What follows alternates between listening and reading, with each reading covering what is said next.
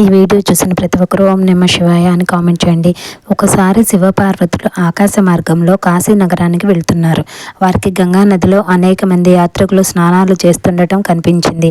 అది చూసి పార్వతీదేవి ఇలా అన్నది, నాథా, ఇంతమంది గంగలో స్నానాలు చేస్తున్నారు కదా, నిజంగానే వారి పాపాలు తొలగిపోతాయా? అదే నిజమైతే అందరూ పాపాలు చేసి వాటి ఫలితాన్ని అనుభవించకుండా గంగా స్నానం చేసి పోగొట్టుకుంటారు కదా అని సందేహం వెలిబుచ్చింది.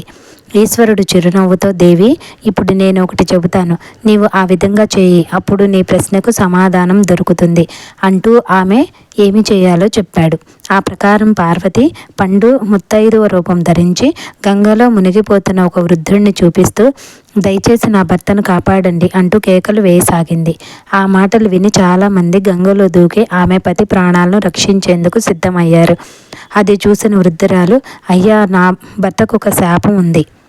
పాపాత్ములు ఎవరైనా ఆయనను ముట్టుకుంటే వెంటనే ఆయన ప్రాణాలు పోతాయి. అదేవిధంగా ఆయనను తాకిన వారి తల బద్దలవుతుంది.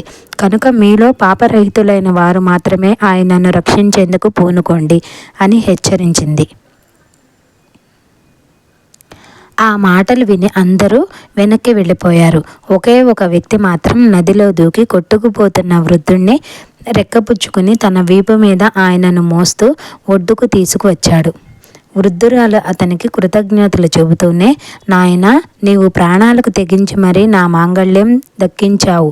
నీవు పాపరహితుడవా అని అడిగింది. ఆ వ్యక్తి, అమ్మ, నేను ఇంతకు ముందే గంగా స్నానం చేసి పునీతుడినయ్యాను. అందుకే నీ పతి ప్రాణాలు రక్షించేందుకు ప్రయత్నించాను అని చెప్పాడు. పార్వతీ పరమేశ్వర్లు ఆ వ్యక్తికి దర్శనమిచ్చి అంతులేని సంపదలను ప్రసాదించి తిరిగి వినివీధుల్లో విహరించసాగారు. చూసావా దేవి, విశ్వాసం ఉంటే గంగ తప్పకుండా వారి పాపాలను ప్రక్షాళన చేస్తుంది అన్నాడు పరమేశ్వరుడు.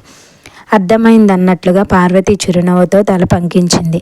పని చేస్తుందా లేదా అనే అనుమానంతో వేసుకుంటే ఔషధం కూడా పనిచేయదు. ఈ వీడియో కనుక నచ్చినట్లయితే please like, share, subscribe my channel. Thank you.